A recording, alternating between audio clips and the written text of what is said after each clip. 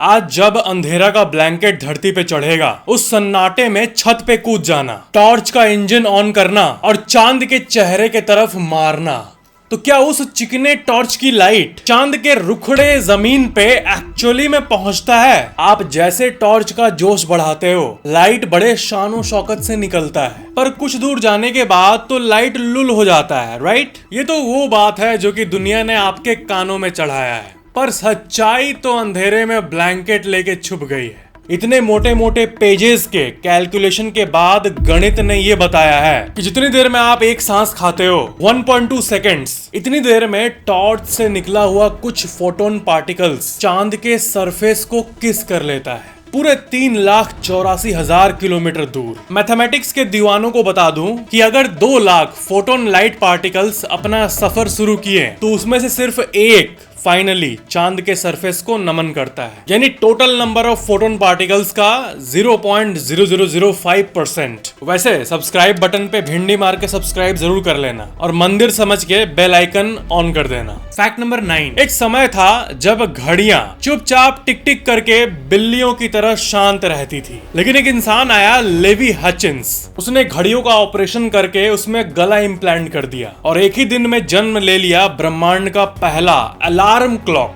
साल 1787 की मैजिक है ये। लेवी मानो एक मिशन पे थे सबको जल्दी उठाने के, पर एक बड़ा ट्विस्ट है यहाँ पे। ये अलार्म क्लॉक अपना मौन व्रत सुबह 4 बजे ही तोड़ता था, एक ही स्पेसिफिक टाइम पे। अब आपको लग रहा होगा इसमें कौन सी धरती फाड़ देने वाली बात है, ये 4 बजे वाला होता होगा, फिर किसी बड़े खोपड़ी वाले इलेक्ट्रॉनिक वाले चचा आए होंगे और ऐसा वॉच बना दिया होगा जो तभी गाना गाएगा जब हम चाहेंगे, राइट? पर ना ना ना, 60 साल तक पूरे दुनिया में अलार्म का आवाज सुबह 4 बजे ही गूंजता रहा। 6 दशक तक इंसान सुबह 4 बजे ही अपने सपनों से निकला, और जिस तरह नूडल्स नहीं मैगी बन गया है, टूथपेस्ट नहीं कोलगेट बन गया है, उसी तरह धर्म बन गया था कि अलार्म क्लॉक मतलब वो घड़ी जो सुबह 4 बजे चिल्लाता हो। और किसी समय पे अलार्म को लगाना ये लोगों के अवेयरनेस में दूर दूर तक नहीं था। माय गॉड, 60 साल बाद 1847 में जाके अचानक से सारे लोगों का आंख खुला कि अबे हम तो ऐसा भी अलार्म क्लॉक बना के पैक कर सकते हैं जो कि हमारी बात माने, और तब जाके ऐसा अलार्म क्लॉक बना जिसमें हम लोग टाइम ऑर्डर कर सकते हैं। ये नामुमकिन सा लगता है, पर 5 दर्जन सालों तक किसी ने अलार्म क्लॉक पे अपना दिमाग खर्चा ही नहीं किया। अच्छा हुआ आपका डिलीवरी उस दुनिया में नहीं हुआ जिसमें 4 AM ही इकलौता ऑप्शन था, या मे बी आपका जन्म हुआ हो पिछले जन्म में। Fact number 8, Voldemort, Harry Potter movie का खलनायक। वो नाम जो हैरी पॉटर फैंस आज भी सुन के पैंट में सुसु कर देते हैं, पर इसका जो ये स्वरूप आप देख रहे हो, ये पूरे फुल टैंक पानी का सिर्फ एक बूंद है। असल में मूवी के रचयिता ने मूवी के लिए ऐसा वोल्डेमॉर्ट बनाया था, पर 1 किलो भारी गाल वाले चोटकुट बच्चों का सोच के इसको चेंज कर दिया गया, क्योंकि एक साइकोलॉजिस्ट ने डायरेक्टर के हाथ में एक रिपोर्ट पकड़ाया कि इसका कॉस्ट्यूम नहीं चेंज किया तो बच्चे के छोटे से हार्ट में डर नाम का बीज चला जाएगा, जो बाद में एक्चुअल ट्रॉमा का पेड़ बन के उगेगा। बड़ी बड़ी आंखें वाले छोटे छोटे बच्चे जिनकी इमेजिनेशन इतनी वाइल्ड होती है कि अगर आप उनके कान में कुछ स्टूपिड भी फुसफुसा दो तो वो पूरा यूनिवर्स इमेजिन करने लगते हैं, तो वो इस हॉरर फेस को फेस नहीं कर पाते, इसलिए दांत को वापस तोड़ दिया गया और रहने दिया गया एक नॉर्मी डॉर्मी वोल्डेमॉर्ट। नहीं तो बच्चों का मूवी नाइट मेयर बन जाता। थ्रिल वाला डर और असली डर के बीच में एक फाइन लाइन है, डायरेक्टर साहब और साहिबाओं ने उसे क्रॉस नहीं किया। बच्चे मन के सच्चे। फैक्ट नंबर 7, इस वर्ल्ड मैप को निहारो एक दफा। इस मैप का हर एक डॉट इस धरती के हर एक घाव को दिखाता है। हर एक डॉट वो जगह है जहां पर एक इंसान ने दूसरे इंसान का हाथ तोड़ा है, पैर तोड़ा है, जान लिया है, पावर के लिए, पैसों के लिए, और कभी कभी विदाउट एनी रीजन। यानी वॉर, 14,000 बैटल्स रिकॉर्डेड 4,500 सालों के इतिहास में। जितनी भी वॉर्स हुई है सब ने अपना जगह बनाया है इस मैप पे, और इसे नफरत से लोग कहते हैं वर्ल्ड मैप ऑफ वॉर्स। ये फोटो अपनी गहराई आपकी आंखों के सामने तो दिखाई रही होगी, मतलब आप देख पा रहे होगे कि यूरोप एक ऐसी जगह है जहां की मिट्टी खून के नमी के बिना रह ही नहीं पाई। यूरोप जैसे हजारों सालों से शांति की भीख मांग रही हो और समय का चक्र उल्टा घुमाने जाने से ये भी दिखता है कि अफ्रीका की जमीन ने सबसे कम घावों को देखा है। फैक्ट नंबर 6, आप एक खुली मैदान में अक्षय कुमार के पोज में खड़े हो जाओ। दूर दूर तक ना कोई दीवार ना कोई बिल्डिंग, 10 किलोमीटर तक इंसान के हाथों से बनाया गया कोई स्ट्रक्चर नहीं। इतना खुलापन मानो चारों दिशाओं में धरती खुल के सांस ले रही हो। अब आप इतने जोर से चिल्लाओ कि आपके शरीर के एनर्जी का हर एक ग्राम यूज हो जाए। छाती का सारा हवा बाहर आने दो, जितना खाए हो सब निकाल दो। तो ऐसी सिचुएशन में जो इंसान के वोकल मशीन में फाइबर्स हैं, उसमें कितनी ऊर्जा है। दम भर के दहाड़ने से फारदेस्ट आवाज कितना दूर ट्रेवल कर सकता है। तो इसका 1 मार्क्स का उत्तर है 3 किलोमीटर। वैसे जगहों की बात हो रही है जहां पर धरती और आसमान हैंडशेक करती हो। अगर बिल्डिंग से घिरे हो तो वहां तो आवाज 300 मीटर भी दौड़े, उसके पहले ही बिल्डिंग्स और दीवार आवाज को मारकर उसको शमशान ले जा चुका होगा। कंक्रीट आवाज को शार्क की तरह निगल जाएगी। फैक्ट नंबर 5, अपनी आंखों की लाइट्स को इस मशरूम पे डालो। छोटा सा दुलारा सा मशरूम जो विशाल से जंगल में मानो बैक बेंच पर चला जाता है, पर ये पूरे पजल का एक पीस है। आसमान में उस तारे की तरह जो कि जलता तो है छोटा सा टिम टिम टिम टिम, पर है वो सूरज से ज्यादा पावरफुल। मशरूम का सीन भी कुछ वैसा ही होता है। क्या है कि बड़े बड़े बनियान ट्रीज और बाकी ह्यूज पेड़ों का जड़ तो कुछ मीटर तक अपना साम्राज्य फैलाया होता है, पर छोटे से मशरूम का छुपा शहर किलोमीटर्स तक फैला होता है। ये नन्हे से मशरूम ऊपर से कुछ ऐसे दिखते हैं और अंदर से कुछ ऐसे होते हैं। आपके घर के नीचे से अगर मशरूम का जड़ स्टार्ट हुआ तो वो प्रोबेबली आपके नियरेस्ट शॉपिंग मॉल में जाके दम भरेगा। इन्हें ऑफिशियली माइसीलियम कहते हैं। ये रूट्स चुपचाप धरती के अंदर ग्रो होते रहते हैं, एक सीक्रेट अंडरग्राउंड एम्पायर की तरह, जिस एम्पायर के राजा को आप सब्जी के रूप में खा डालते हो। High protein diet, mushroom. Fact number 4, mobile signal, wifi signal जो ज्यादातर लोगों के लिए अदृश्य है, वो कुछ भाइयों के लिए तूफान की तरह होती है, जो उनके आत्मा को चीरता है। जिनको इलेक्ट्रोमैग्नेटिक हाइपर सेंसिटिविटी होती है, उनके हिसाब से उनको इलेक्ट्रॉनिक गैजेट्स के आसपास होने पे एक अनुभूति फील होती है, मानो उनके हड्डियों को कोई चीर रहा हो। डिजिटल सिग्नल्स जैसे कि वाईफाई सिग्नल या मोबाइल टावर सिग्नल, ये तो एक इनविजिबल समुद्र है जो कि पूरे शहर को कवर करती है, जिसमें आप और हम रोज सेफली तैरते हैं। पर कुछ लोगों के लिए ये लहर असली बन जाती है, जिनको ये कंडीशन होता है जब वो किसी मोबाइल के सामने खड़े होते हैं और इनकमिंग कॉल आ रहा होता है तो मानो उनको कान चीर देने वाला सायरन सुनाई देने लगता है। ऐसा सायरन जो मानो उनके खून को सुखा रहा हो। वाईफाई उनके लिए ऐसा होता है जैसे वो घने फॉग में खड़े हैं, जो उनके दिमाग में रियल ब्रेन फॉग बन जाता है, जिसमें वो घुटने लगते हैं, सफोकेट होने लगते हैं। और सबसे ऑफिशियल बात, WHO इसे एक बीमारी मानता है, पर विज्ञान ने ये पाया है कि इलेक्ट्रिक गैजेट्स ऐसे इंसान को इफेक्ट कर ही नहीं सकती कि वेव्स आने पे दिमाग झंझनाने लगे वगैरह वगैरह। ये वैसे ही इम्पॉसिबल है जैसे कुछ लोगों के लिए क्लास में टॉप करना इम्पॉसिबल होता है। हालांकि WHO इस कंडीशन और उन लोगों के दर्द को रियल कहता है, उनका पेन जेन्युइन होता है, पर एक्सपर्ट्स के हिसाब से ये सब चीजें साइकोलॉजिकल है, दिमाग के अंदर है। ऐसा नहीं कि वाईफाई रेज शरीर के अंदर जाकर डिस्को डांस करता है, यानी ये हाई लेवल दिमागी डिसऑर्डर है। पर बीमारी के नाम ने ये कहा कि मैं नहीं हटूंगा, और नाम वही रह गया, इलेक्ट्रोमैग्नेटिक हाइपर सेंसिटिविटी।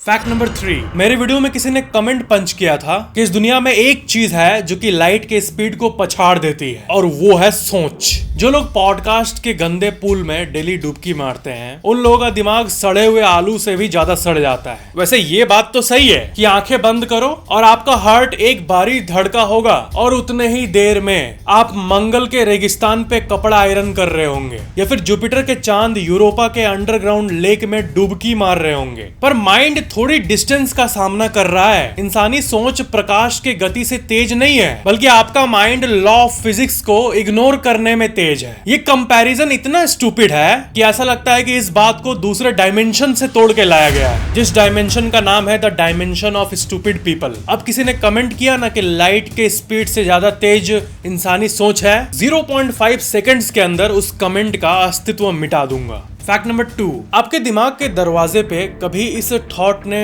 ठक ठक किया है? क्या ये सच्चाई कभी आपके आंखों के सामने टिमटिमाई है कि जब आपका पैर नए जूतों को पाता है, ताजा ताजा गरम गरम बॉक्स से निकला हुआ, तब नया नया ऐसा लगता है कि आप बादलों पे चल रहे हो। हार्ट खुशी से गदगद, एकदम हल्के पैर, जैसे ग्रेविटी आप पे अप्लाई ही नहीं होता हो। कोई भी चीज जब नई नई मिलती है, चाहे वो डिजिटल वर्ल्ड का दरवाजा हो या गेम खेलने वालों की जन्नत गेमिंग पीसी हो, नए में तो वो खुशी की सबसे बड़ी वाली चाबी की तरह लगती है। पर एक दिन बीता, दिन हफ्ते का रूप लिया, हफ्ते का जगह महीना लिया, एक मॉन्स्टरस साल बीत गया।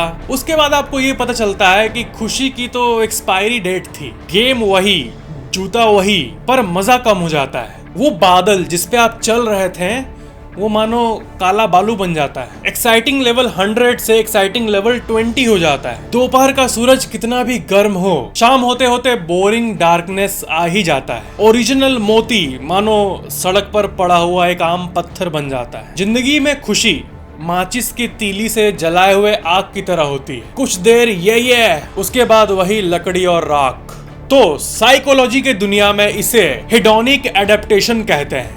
बहुत इंपॉर्टेंट टर्म है ये, और ये दुनिया के सबसे इंपॉर्टेंट ग्राफ्स में से एक ग्राफ को आप देख रहे हो अभी। ये ग्राफ दुनिया के 800 करोड़ लोगों के दिमाग के नेचर को दिखाता है। इस ग्राफ को अपने आंखों से स्कैन करो। ऊपर यहाँ खुशी है, नीचे यहाँ दुख है। चाहे कितना भी सुख हो या डबल एक्सेल दुख हो, आखिरकार दिमाग बेस लाइन में लौट जाता है। बिल्कुल एक कंपास के नीडल की तरह। इसको घुमाने पे सुई इधर उधर घूमता है, पर आखिरकार बैक टू नॉर्थ पोल। चाहे आप खुशी के समुंदर में तैरो या दुख के तालाब में डूबो, दिमाग बोरिया बिस्तर बांध के वापस बेस लाइन में कुछ समय में आ ही जाता है। दिमाग मानो एक रबर बैंड की तरह है, जिसको आप कुछ समय के लिए इधर उधर स्ट्रेच कर सकते हो, पर इवेंचुअली अपने रेस्टिंग प्लेस पे बैक। ग्रेविटी ब्रह्मांड के हर चीज में होती है, वैसे दिमाग का ये सॉफ्टवेयर दुनिया के 800 करोड़ इंसानों में है। फैक्ट नंबर 1, जहां न्यूक्लियर एनर्जी से बिजली बनती है, परमाणुओं को ऐसे पुट तोड़कर वहां की बिजली को हरी बिजली,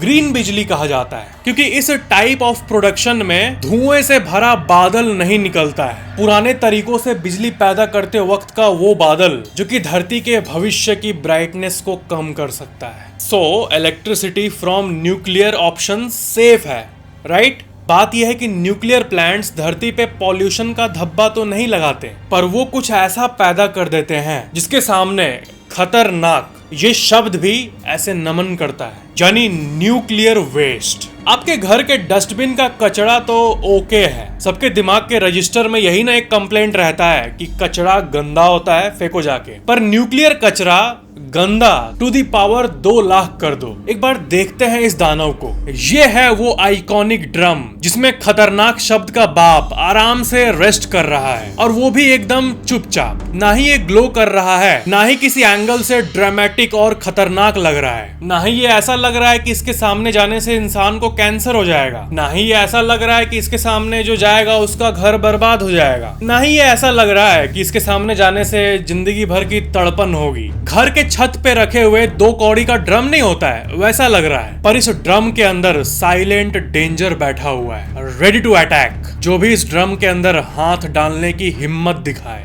श्राप का लिटरल मतलब रेडिएशन होता है। परमाणुओं को तोड़कर बिजली बनाने का साइड इफेक्ट है ये न्यूक्लियर कचरा। ना कचरा मत बोलो, मौत की सर्विस देने वाला कचरा बोलो। इसके परछाई के सामने भी आप खड़े हो जाओ तो ये आपको बीमार, बहुत बीमार बनाने के लिए काफी है। 2 घंटे से ज्यादा समय नहीं लगेगा आपके बॉडी के सेल्स को यमराज तक पहुंचने में, और इसकी टॉक्सिसिटी 1000 ईयर प्लस तक रहती है, हटने का नाम ही नहीं लेती। 10 पीढ़ी आएंगे जाएंगे, पर इसका घमंड और शक्ति वैसा ही का वैसा ही रहेगा। भविष्य में मे बी पिरामिड्स इस दुनिया से विलुप्त हो चुके होंगे, कुछ नदियां आसमान की प्यारी हो गई होगी, कई पहाड़े वेट लॉस कर चुकी होंगी, शहर की बिल्डिंग्स कई बार रीबिल्ड हो चुकी होगी, पर इस चिंदी ड्रम का जहरीलापन सेम। अब ये सुनकर बहुत लोगों की साइकिल पंचर हो गई होगी।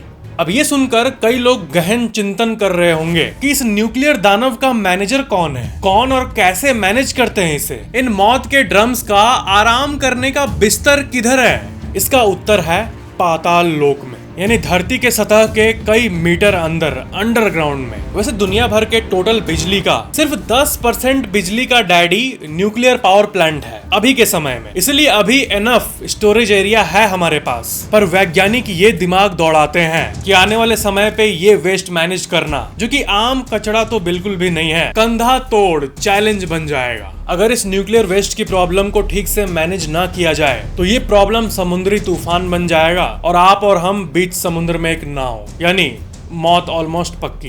तो फाइनली 2 ट्रेन है जिसमें से एक पे हमें चढ़ना होगा। या तो न्यूक्लियर फिशन को छोड़ के न्यूक्लियर फ्यूजन को मास्टर कर लो, यानी नो वेस्ट वाला एनर्जी, या तो ऐसी बिजली के फैक्ट्री के सारे प्लग्स को निकाल दो। देखते हैं वैज्ञानिक क्या अपनाते हैं भविष्य में। वैसे ऊपर वाला ये ना करे कि न्यूक्लियर ड्रम को सामने से देखने का शुभ मुहूर्त आपके नसीब में कभी हो। तो ये था आज का वीडियो। और एक मिनट, एक बात बोलना था आप शैतान लोगों से। जब मेरी दाढ़ी फुल फोर्स में रहती है तो सब कहते हैं भाई समय आ गया शेव करने का, और जब क्लीन शेव वाली दुनिया सामने है तो दाढ़ी की डिमांड बढ़ने लगती है। चाहिए क्या आप लोगों को? कंफ्यूजन के स्विमिंग पूल में क्यों डुबाते हो मुझे? तो सब्सक्राइब बटन को पकड़कर शेक कर देना। मिलते हैं अगले वीडियो में, और नीचे कमेंट डाल देना कि ये वीडियो कैसा लगा। Thank you for watching.